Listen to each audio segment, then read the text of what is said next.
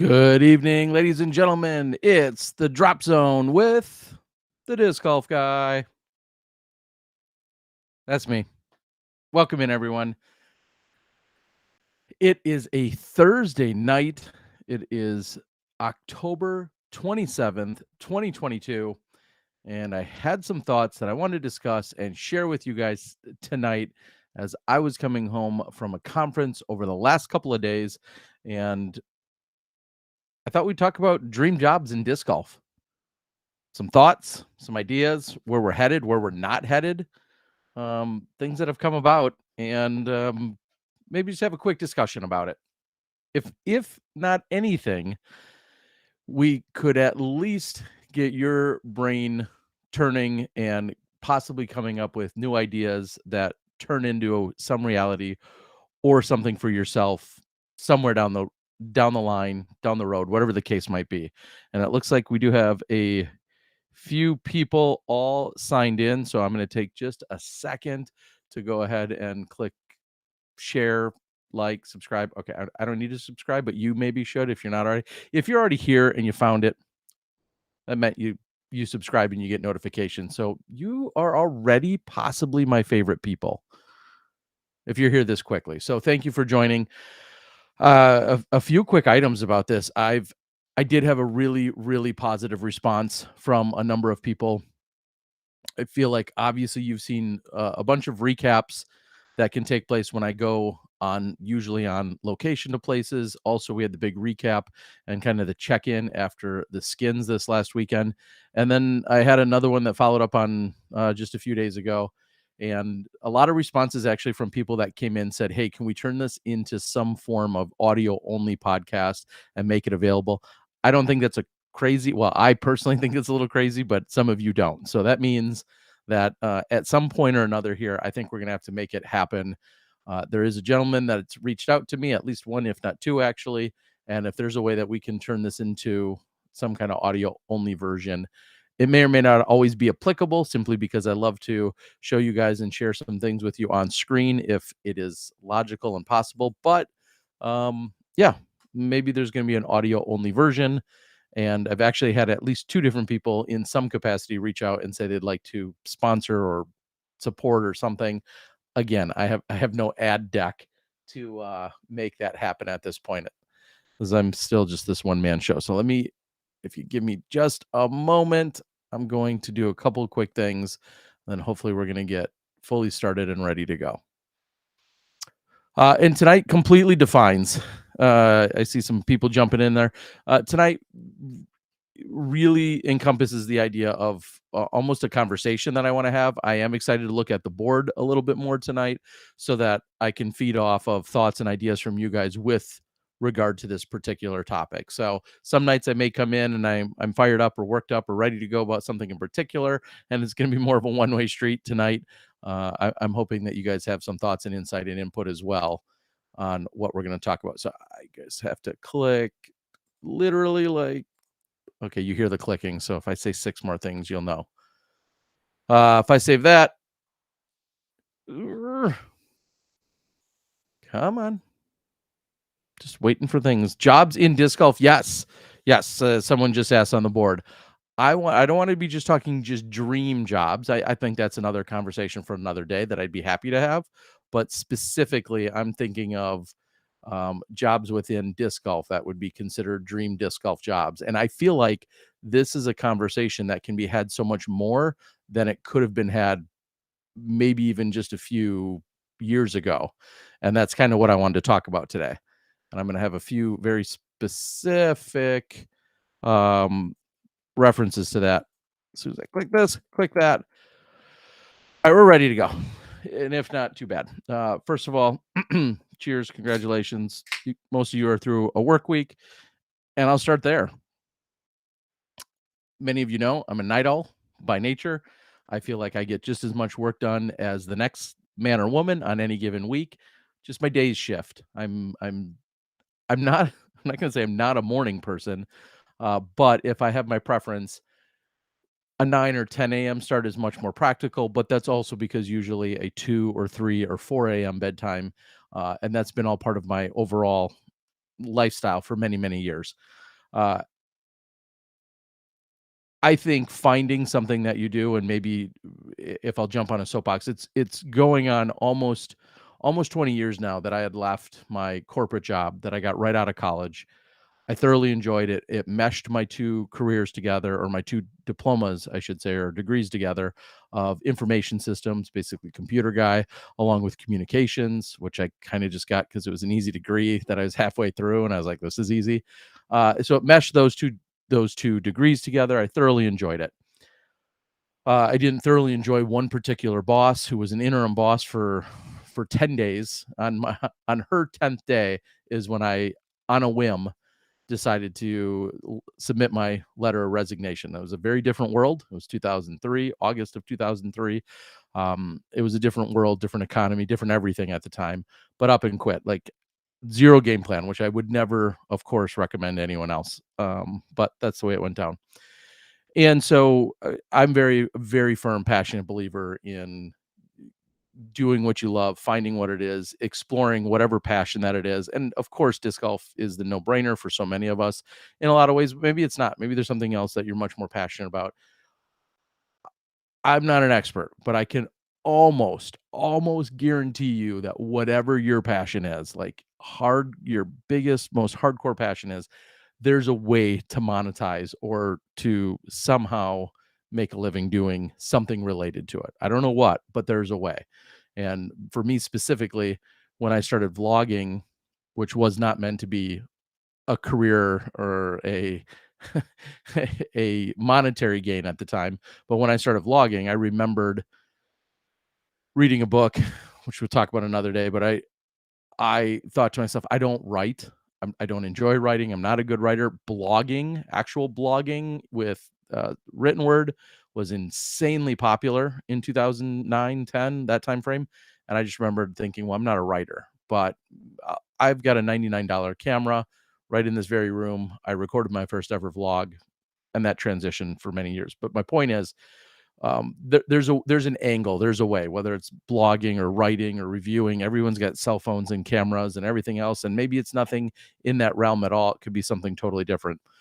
There are more careers, and this is where I'm really going to lean into you guys.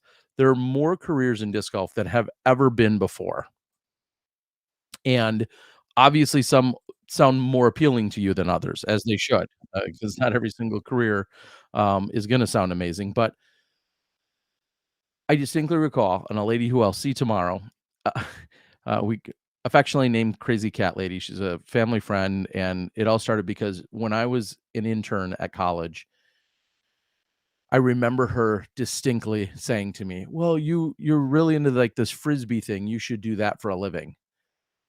And I laughed at her. I was like, that's not a thing." And that was 98, 99, 2000, somewhere in that time frame. I just remember laughing and so that's not a thing. And at the time, your your your primary disc golf manufacturers were Innova, Discraft, and Lightning. DGA, Gateway, yep. But your primary disc manufacturers were truly, at that time, 2000, I'll say, at least in my world, was Innova and Discraft, both of which are a fraction of the size that they are. They were a fraction then of the size that they are today. And if you were lucky, maybe you could get a job at one of those two places. That's assuming you lived either in South Carolina, over near Rock Hill, or you lived in Rancho Cucamonga area, or Ontario, Canada. Not Canada, sorry, Ontario, California, or Rancho Cucamonga, that area, wherever Innova was at the time, or of course up in Wixom areas where Discraft is.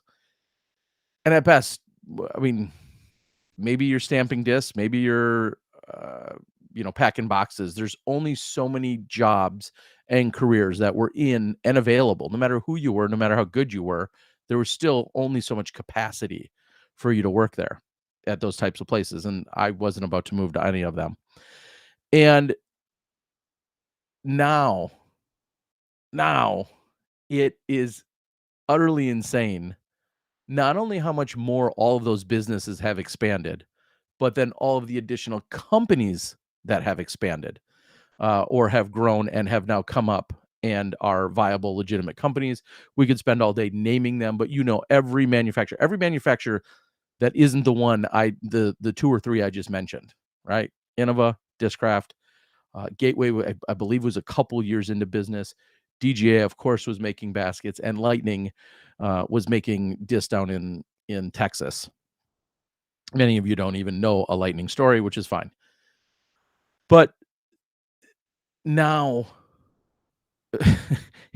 not only could you possibly prove your skills and then potentially go work at one of them, but you could also prove your worth and create a job out of nowhere. And what I mean by that is, and not necessarily a job, but maybe land a gig or land a role, because it's so much easier to prove your worth, in my opinion. Whether that's from a photography standpoint, whether that's from ad directing or anything in video, and there's 9 or 12 different facets to making and creating video. The tournament directing, just so many different ways. And that's kind of what I'm asking for and talking about tonight is, what is it that you could see yourself doing, that you would want to do, that's within the disc golf community? Whether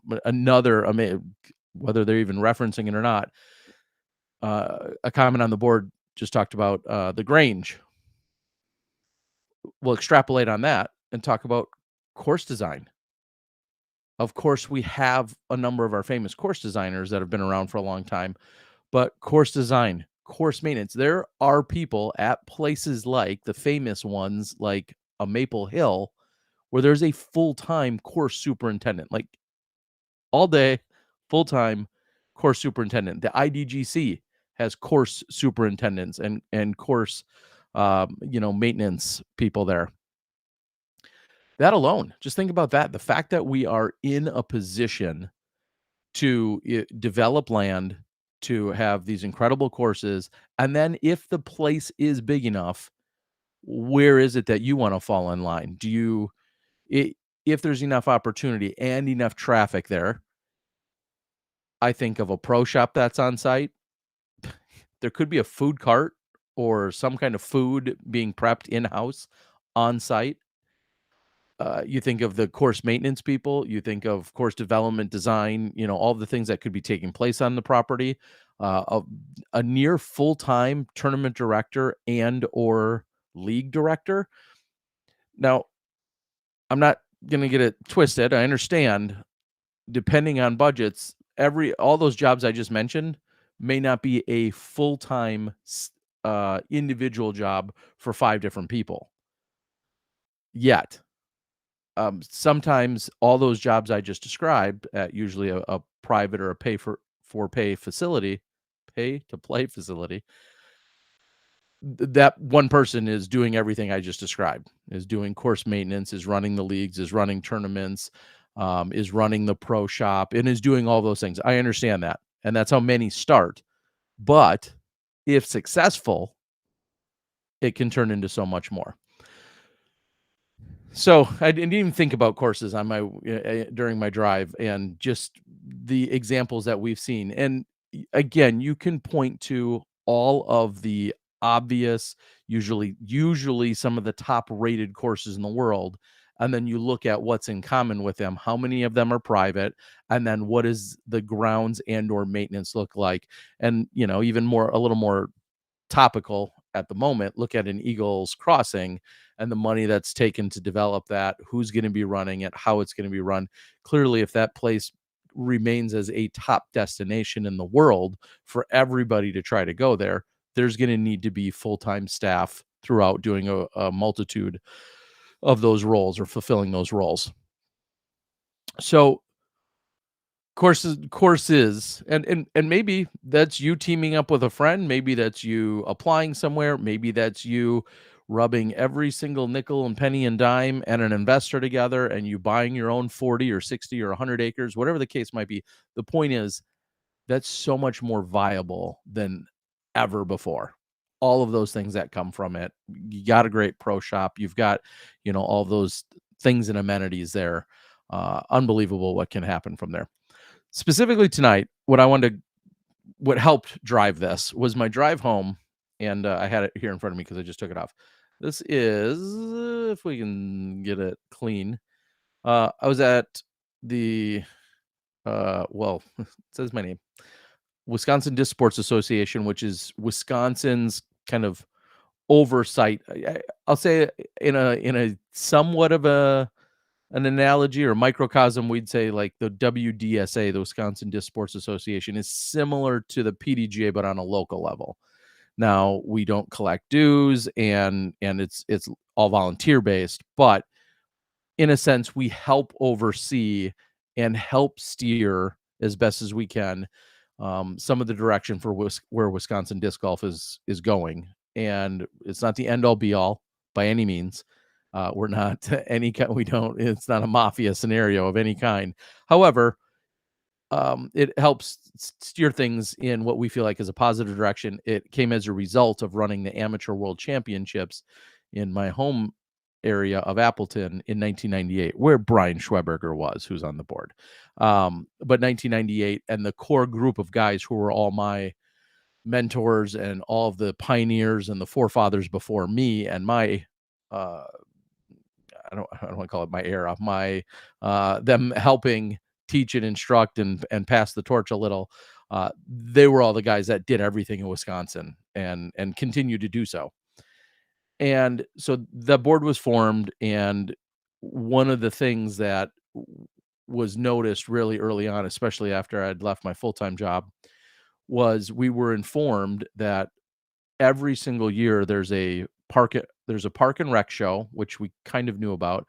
Parks and Recreation, they get together, they have an annual conference and continuing education convention, but then this identical thing happens from a physical education standpoint. And so in Wisconsin, it's called the WHPE now. It's been called all sorts of things. Wisconsin Health, Physical Education, Recreation, and Dance is the full term. And it's basically, when you had off for 2 days, and your gym teacher was gone, your phy ed teacher was gone, they were probably at this conference, or in theory, that's where they should have been. And that's where they have breakout sessions and they have all these things going on. Well, it was relayed to me by another a phy ed teacher who already had played disc golf. It was relayed to me from her that, hey, you should go to the show to help get disc golf into schools. This was 2002, 2003. Of course, it was a genius idea, because what's the number one thing every one of you say is, we got to get disc golf into schools. We've got to get kids playing. Couldn't agree more. And this is an annual show to do just that.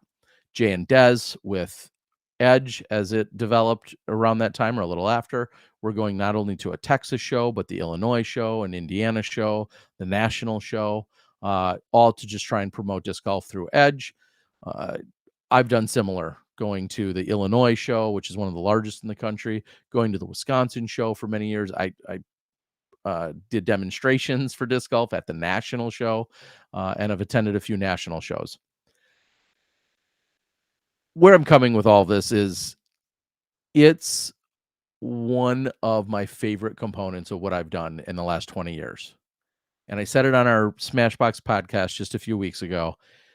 If somehow media was not a component for my disc golf career right now, going to shows, and there's a dozen other great conventions and shows where disc golf is represented or should be represented. And going to these shows is something that I would be ecstatic to do full time. It involves travel, which I enjoy, but talking to potential people that are looking to get it in their schools, or it could be at their church camps or at their youth groups, or at a college level, a high school level, it doesn't matter, whatever school level it is, or at the park and recreation level. All of those scenarios are dream scenarios, because I've seen enough courses, played enough courses, that you can always tie something together. And they talk about, oh, we have this kind of land on this kind of property. And then maybe whether it's a UDisc or a video, you could show them, oh yeah, we utilize, we're not just looking for a soccer field. We're looking for something that's got a little bit of woods and some terrain. and then immediately, or you show them, a few holes at Maple Hill or wherever, whatever you want to use now as references. I used to like have to bring photos and say, here, look. And now, of course, you can just go to YouTube and watch, countless videos of top level professionals threading the needle, or playing open courses, playing windy courses, playing wooded courses, whatever the case might be. So that's something I'm passionate about, and I've absolutely loved. Often we see now some of our or for many years, we've seen our manufacturers representing themselves from a manufacturing perspective at some other shows.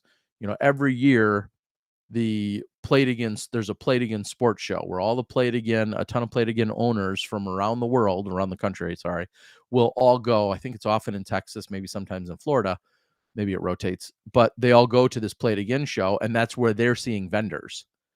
And so it could be the people that make hockey equipment or make disc golf or make whatever, the people that would love to sell to Play It Again shows or Play It Again stores. I've admitted to, again, a number of our disc golf outlets and our disc golf manufacturers that too. It would be an incredible amount of fun to be able to talk.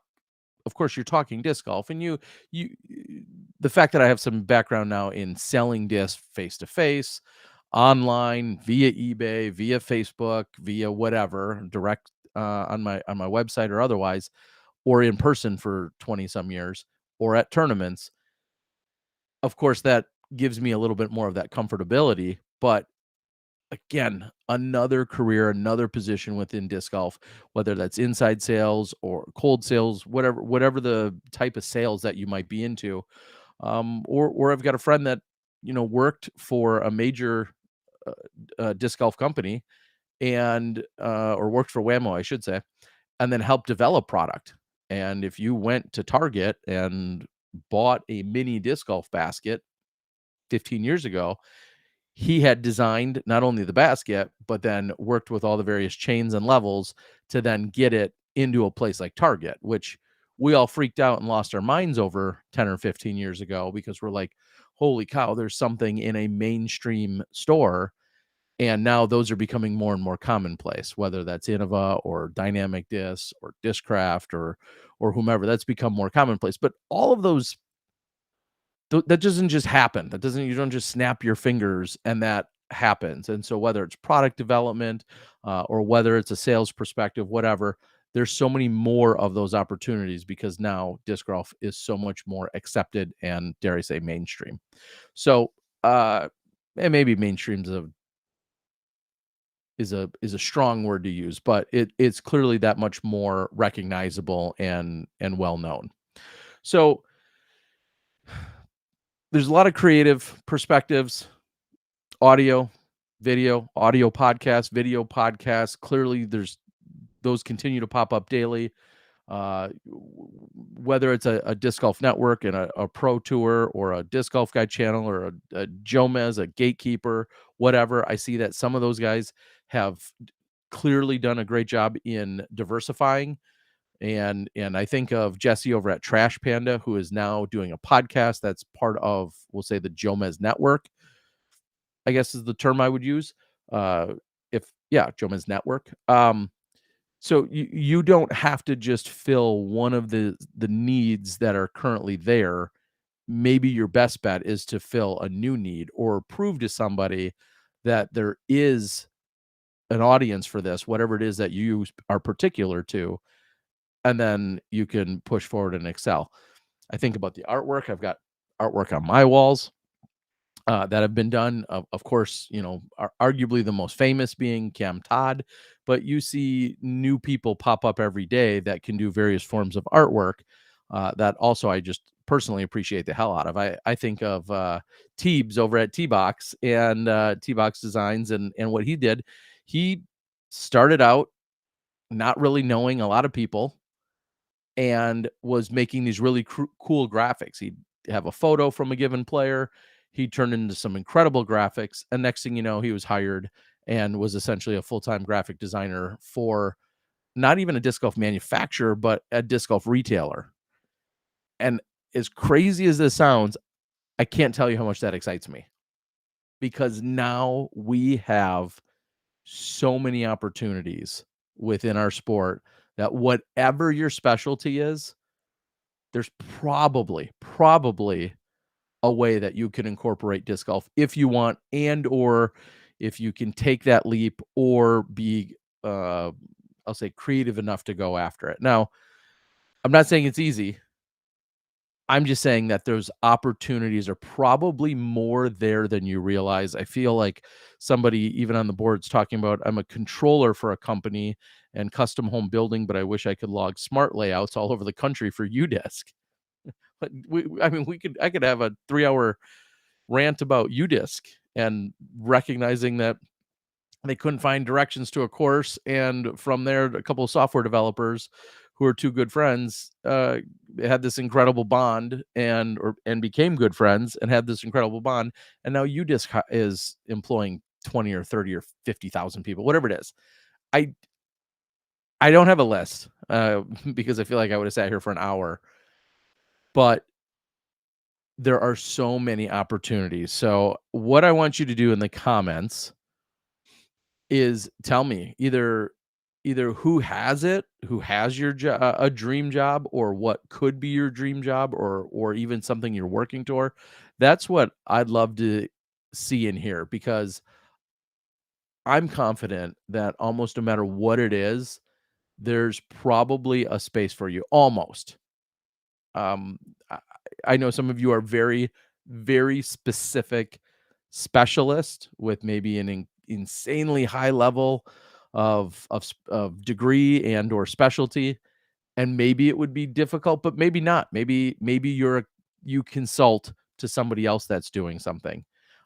Just think about all of the ways that you can potentially help someone else that might start out as just that, as either free or part-time help, that if you've proven how valuable you are and how valuable the results are, then the opportunities could be endless from there. So I I just cannot say it. I mean, enough. I think of some of the obvious ones being everything from disc sales to the video production side, whether you're an editor, whether you're a filmer, whether you want to be on a mic, whether you want to be holding a mic because you're an audio engineer, post production, live production. Uh, Disc Golf Network now, or Disc Golf Pro Tour now employs over 40 people. When I started in disc golf, the PDGA was essentially, I think the only two people that were paid were Brian Henniger, Guru, and his wife, Lori Gibson. And I think he was full time and she got part time. And they worked out of a bungalow location or office in Canada, in Toronto, I believe, Toronto, Canada, and that's what they worked out of and ran the entire PDG out of that. And of course, there were people before them. I'm just saying, when I signed up in the mid 90s, early 90s, that was it. And now think how deep the PDGA is. Think how deep Disc Golf Pro Tour, Disc Golf Network is. Obviously, all of our manufacturers, stateside, international, whatever. Think about our biggest tournaments. And I very much do use Ledgestone as an example that started out as a tournament, built into at the time, a 9 or 10 tournament series. And then eventually, when the Pro Tour came about, it scaled into being one major tournament, Ledgestone. And then Ledgestone has turned into a major disc retailer and has this partnership with Discraft. Ledgestone now employs a dozen or so people or more and is running tournaments constantly, has a website, and then does fulfillment for other websites. I mean, you don't have to be on a camera. You don't ever have to have your face or anyone even know your name, because if you're good at logistics or whatever else, maybe it's a warehouse position or a fulfillment position in any capacity. It blows my mind, and that's maybe why I do get so excited about where we are as a sport right now, and the opportunities that are available to everyone that are out there. And maybe some of you are saying, yeah, sounds so easy for you. Um, that's fine. I'll admit there were a lot of years where I had no clear-cut direction, and the exact analogy that I've always given was that I always feel like in disc golf, I was in downtown of the disc golf. If disc I was in downtown disc golf, and you could look one direction, and it was a really busy street with a ton of cars and ton of congestion, and that was some avenue that was dabbling in, but there's maybe a lot of other people there. Or you look down another street, and that might be course design 1 week or 1 month. That might be instruction. That might be art. That might be, um, uh, sales, whatever, disc sales. All these different things. It could be media. And I've always said for many years, I didn't know, because I would kind of just creep down each street. 1 week, I'd be like going 60 down tournament directing, and I was putting on 10 or 12 tournaments in a year. And then the next week, I would be all concerned about, how many discs I was trying to push out, or leagues that I was trying to run, or whatever that I was doing. And I didn't know if just one day I'd wake up and I would look up in this downtown disc golf and then see nothing but green lights and be like, this is the obvious clear cut path. I feel like media is the closest answer to is the closest thing. But even there, there's like the side streets to media, because you have live, you have post, you have, back end and front end engineering and everything else that goes about it. I think to the GK Pro guys, they have guys that don't even touch a camera, that are on the crew, that don't touch a camera because they're doing other vital roles. And all of that's just so incredibly exciting to me. So downtown disc golf, look up, maybe you'll see all of those green lights and that will be the obvious path for you. Or maybe you'll just gingerly drive down or speed down one street. When you hit the stop sign or the roadblock or a red light, then you alter, you switch to another car, you get in that one or the truck, or the bulldozer, and you bulldoze over someone else because you're trying to get to the end of the street in another avenue. Whatever the case might be, I think my biggest point of the entire rambling tonight is that there are countless avenues that are available to you. And I would encourage all of you to go out and find what that is, dabble in it. Maybe it's where you start isn't where you finish, but there are countless avenues that are now all available. And I think it's awesome. It's awesome enough to take a breath and a beverage drink. Yeah, that's smooth. That's so smooth. So and it's funny because I'm going to just take a couple of minutes here on the board.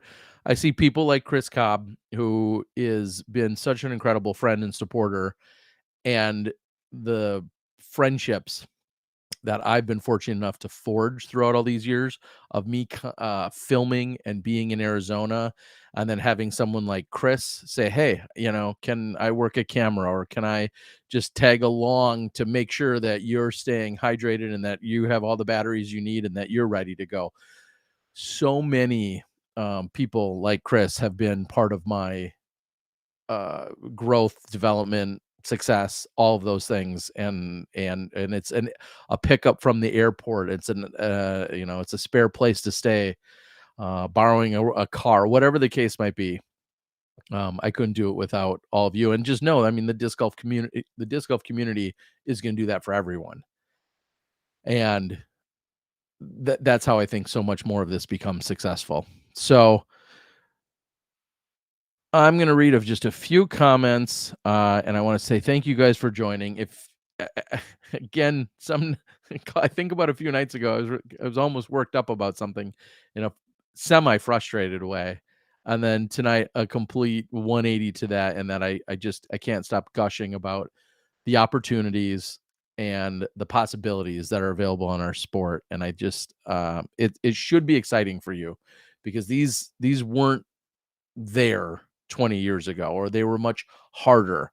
The fact that we have someone that can make a salary for essentially being an assistant TD for an entire year and then handles a bunch of other logistics is crazy. The fact that we have so many full-time pro shops around the world that are either online exclusively online or online and in person. Again, crazy. So many opportunities. Food trailer. I know I've got a good friend that I've met that said he's a chef and he's like, I would love to follow the tour around and have my own trailer. I don't think that's crazy. That's more than I know about. And there would have to be, of course, some things that get, you know, I think you'd have to get worked into some kind of agreements. But yeah, think about that. You're a chef. You've got some more nutritional background. Look at Disc Golf Strong. I can't say enough about Seth Muncie, who showed up to tournaments and just wanted to help the athletes. And he always referred to them as athletes, and he treated them like athletes. And he had all this professional background and training with semi-pro or pro sports teams and NHL teams and everything else. And he worked and he worked. He gained the trust of our players, and then eventually became the the health and wellness guy for the entire Disc Golf Pro Tour.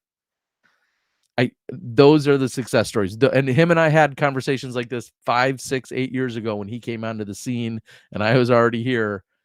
And there's when I see what he's done specifically, there's hardly anyone else that I can appreciate even more, because I watched every single step of his progress, and he came in with his specialty, and now he's doing what he is. And his wife has quit her job, and they put their 2 kids, pulled them out of school. The 4 of them, for the most part, live in an RV, traveling around the country, homeschooling, and taking in the country while being on the Disc Golf Pro Tour.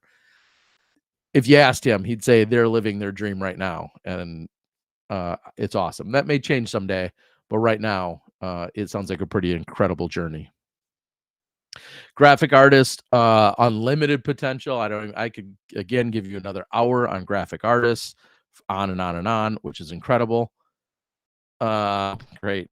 My video freeze. Is that what I'm seeing? I don't know why it's doing that. Is there tech support? Is there internet tech support? Great. I can't imagine what did it come back?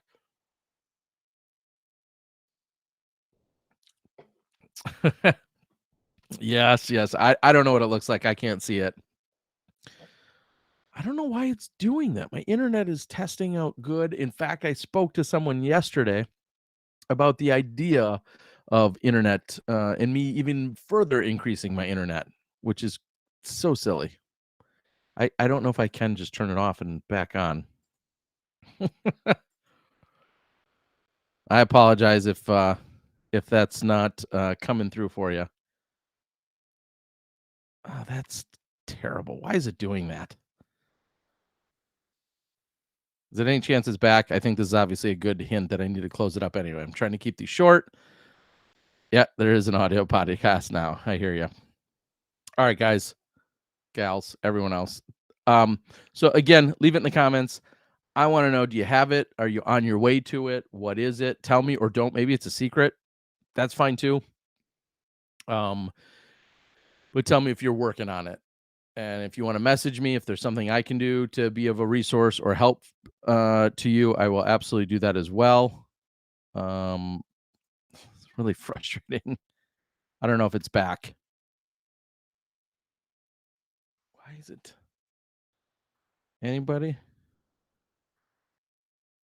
Okay, it's working again. Clearly, I want to get this fixed, because if I'm going to do this from here more often, I certainly don't need any more freezes. I can look silly enough on my own. So with that, folks, I'll keep grinding, and your friends at Three Sheeps or Founders or whatever your favorite beverage might be.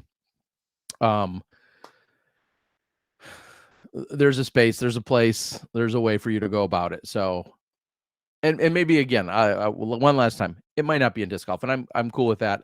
I just wanted to bring it to light to talk about what I think are the opportunities, or at least some philosophy to the opportunities here within our sport. And if you say, hey, disc golf, I love it, I never really want to do it full time, I want to keep my hobbies and my passion and my job all separate, I think that's great too. I can absolutely appreciate that. I have none of those boundaries.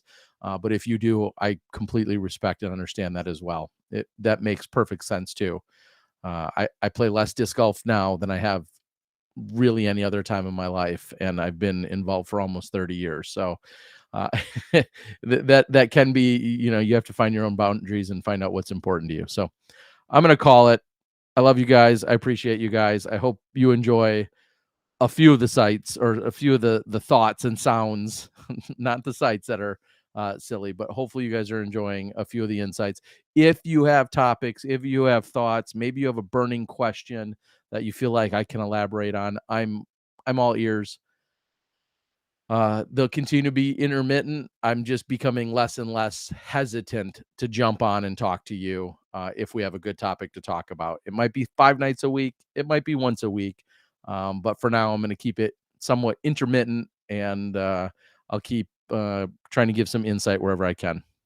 I appreciate you guys. As I said, this has been another episode of the Disc Golf Guy, the Drop Zone. Thanks for joining, and maybe we'll see you tomorrow or the next day. Either way, I don't know. Keep it in the fairway. Something like that. See you guys.